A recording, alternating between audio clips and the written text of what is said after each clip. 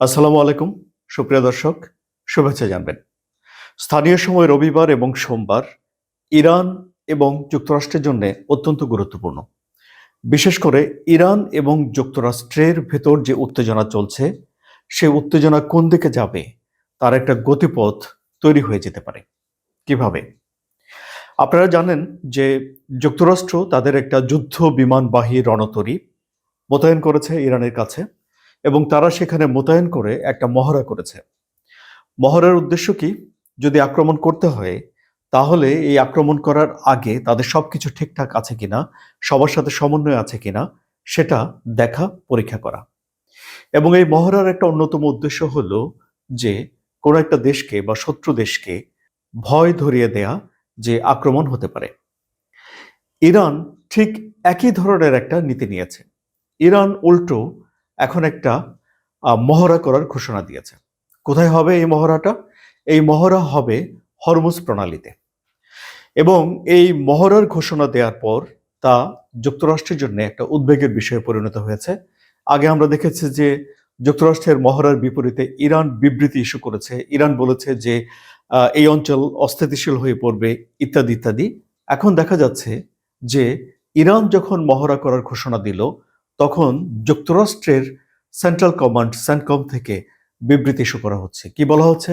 যে অপেশাদার আচরণ বা ঝুঁকিপূর্ণ কোনো আচরণ এই পারস্য উপসাগরে, বিশেষ করে মার্কিন নৌবহরের কাছে, তাদের বন্ধু দেশগুলোর কাছে এই ধরনের একটা মহড়া বড় ধরনের ঝুঁকি তৈরি করতে পারে এবং উত্তেজনা বাড়িয়ে দিতে পারে।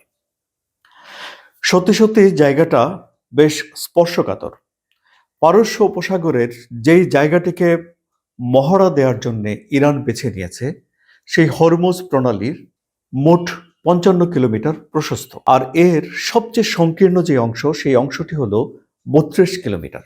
এবং এই অংশ পার হয়েই এই আরব দেশগুলো থেকে তেল বিশ্বের বিভিন্ন জায়গাতে যায়।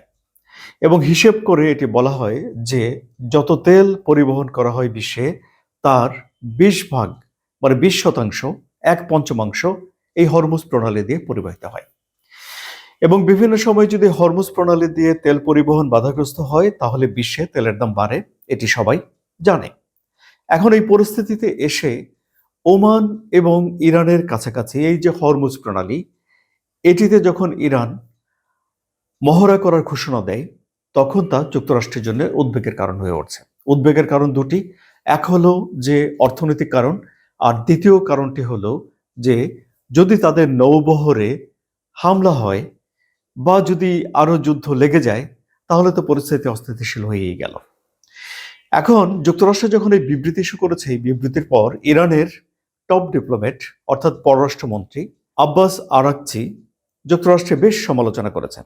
সমালোচনার লাইনগুলো এরকম, যেমন তিনি বলছেন যে এখানে একটা দেশের জাতীয় বাহিনী মহড়া করছে, যে বাহিনীকে যুক্তরাষ্ট্র সশস্ত্র সংগঠনের তকমা দিয়েছে।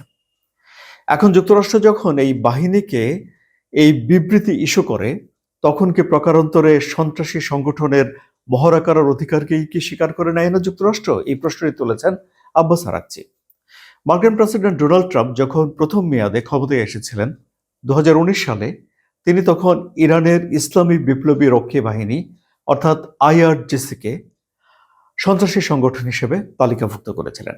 এখন সেই প্রসঙ্গ টেনে এনে আব্বাস আরাকচি মার্কিন প্রেসিডেন্ট ডোনাল্ড ট্রাম্পকে একটা খোঁচা দিয়ে দিলেন। তাহলে এই হলো পরিস্থিতি, যে সেখানে উত্তেজনা বাড়ছে। এর মধ্য দিয়ে বিভিন্ন রকম উদ্যোগ রয়েছে উত্তেজনা কমিয়ে আলাপ আলোচনার মাধ্যমে একটা সমাধান করার জন্য। ইরানের দিক থেকে বলা হয়েছে যে হ্যাঁ, আলাপ আলোচনাগুলো চলছে। যদি যুক্তরাষ্ট্র ন্যায্যতার ভিত্তিতে এবং সমতার ভিত্তিতে আলাপ আলোচনা করতে যায়, তাহলে যুক্তরাষ্ট্র একটা আলোচনা করতে পারে। কিন্তু সেক্ষেত্রে আবার তাদের মিসাইল তৈরি করা থেকে বিরত থাকবে না, ইউরেনিয়াম সমৃদ্ধ করা থেকে বিরত থাকবে না, যা ডোনাল্ড ট্রাম্পের মূল দাবি। সুতরাং স্থানীয় সময় রবিবার এবং সোমবারে কি হয় সে বিষয়ে আমাদের কৌতূহলী দৃষ্টি থাকবে, এবং সে বিষয়ের বা সেই ঘটনাগুলোর ব্যাখ্যা নিয়ে আমি আবার আপনাদের সামনে হাজির হব। আপাতত এটুকুই। সবাই ভালো থাকবেন। বিদায় নিলাম।